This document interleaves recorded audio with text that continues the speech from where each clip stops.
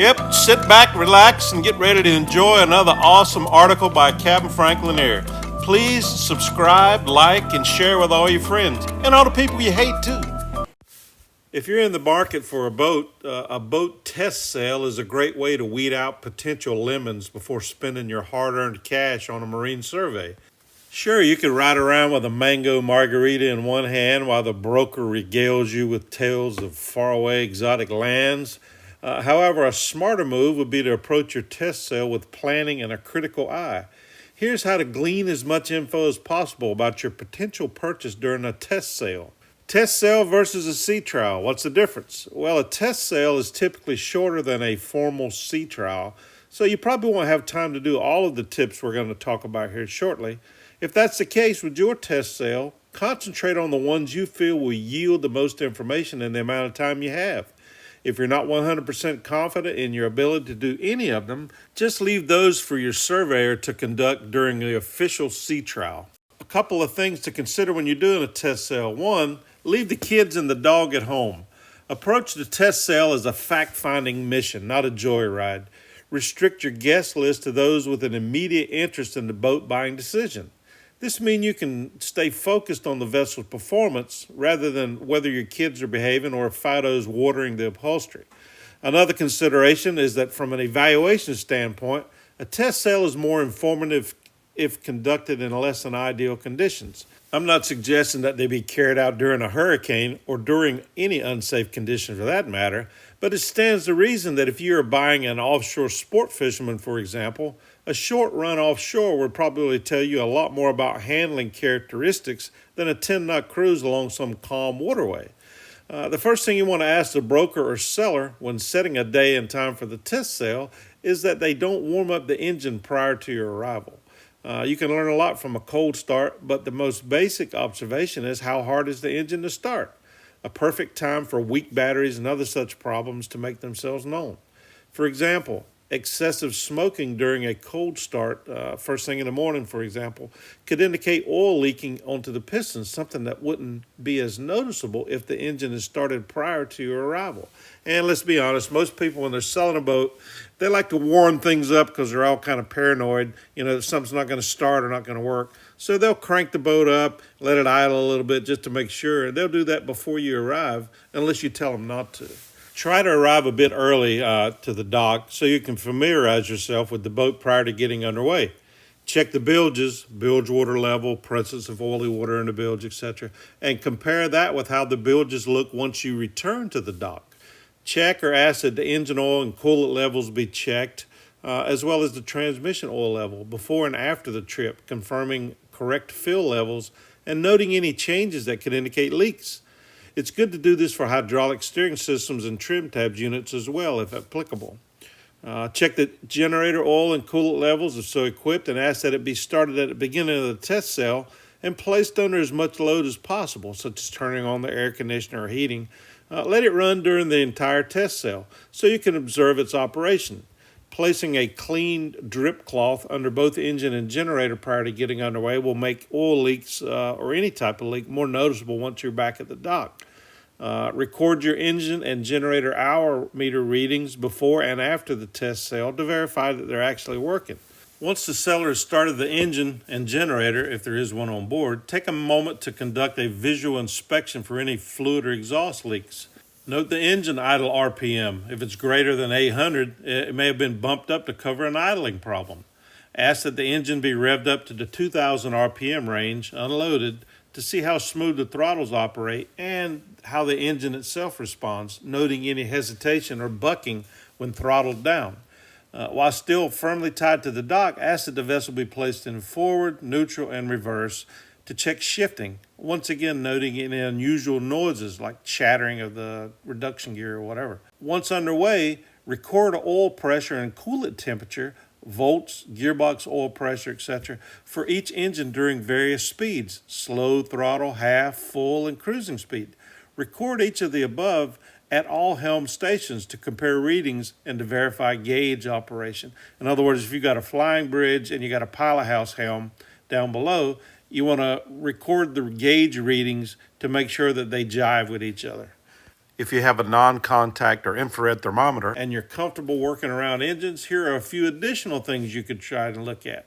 One thing to note, however, is always be safety conscious and use appropriate safety gear, goggles, hearing protection, etc., when working around hot engines and any rotating equipment. Check the temperature of the engine oil pan, which is typically between 190 and 220 degrees, depending on the engine.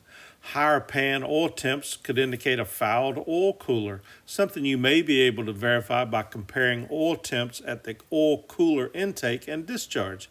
Temperatures should differ significantly if they're working properly. This works for transmission oil coolers as well.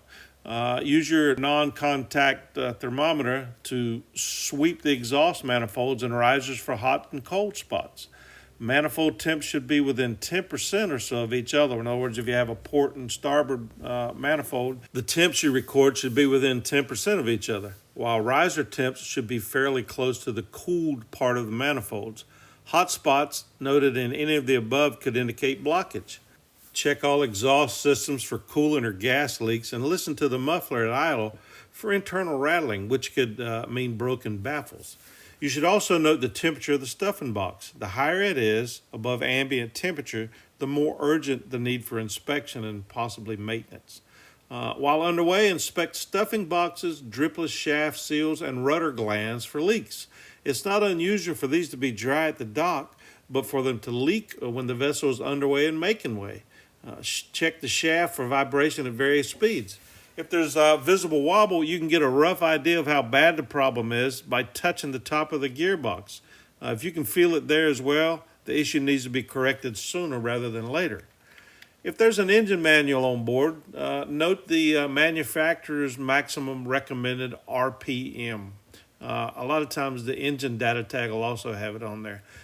Then after the engine is warmed up a bit, ask that the engine be ran at full throttle for a short distance. If the owner's piloting the boat and you ask him to run it up to wide open throttle, he'll probably hem and haw and say, we don't really never run it up that high, but if there's nothing wrong with the system, the engine, it'll be fine running it up to wide open throttle for a short distance. But if they say they don't want to do it, then that's fine. Don't press the issue and just let your surveyor do it when he does his official sea trial. So the RPM that you read at wide open throttle should be within 100 RPM or so of the specs, depending on the engine. A maximum RPM higher than recommended could mean the prop is too small, while a lower RPM could indicate a prop that's too large in diameter, pitch, or both. While running at maximum speed, wide open throttle, verify that the actual speed matches the advertised speed. In other words, if they said it'll go 30 knots, is it really going 30 knots? This is also the time to look for any unusual sights and sounds, burning smells, smoke, vibration, and the like. Boat handling checks. It's always best to ask whoever is captaining the boat to perform any maneuvers or engine operational tests that you'd like to observe, rather than taking control of the vessel yourself if offered it. It's a move that could place you in a liability situation. Along those lines, give the captain a heads up on any maneuvers you'd like him to perform prior to leaving the dock. During the course of the trip, they'll probably offer you the helm in efforts to increase your purchasing bloodlust, but make sure they're maintaining the helm during any test maneuvers, as we just mentioned. You should also reiterate that they're in charge of the vessel's operation at all times and should stop immediately if they feel a maneuver is unsafe for any reason. Standard maneuvers to check while under power include a back-down test and a figure-8 turn. The back-down test, reducing throttle quickly while shifting from cruising speed to neutral, then to reverse, and then increasing speed. This lets you check the engine mounts for excessive movements. Just be sure to provide sufficient time when shifting between forward and reverse. Worn or misaligned engine mounts can cause shaft alignment problems, meaning the mounts themselves may be bad or due for replacement in the near future. Figure-8 turns at cruising speed are useful to verify maneuverability, handling, and that the vessel has an equal turning radius to port and starboard.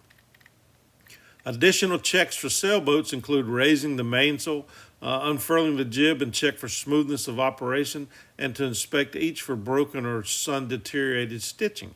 It's also a good time to check all reef points and lines. If unclear how the reefing system works, now's the time to ask.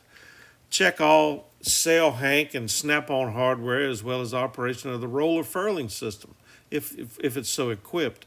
One way to get a good feel for the roller furling system is hold your hand on the furling track or drum and turn it.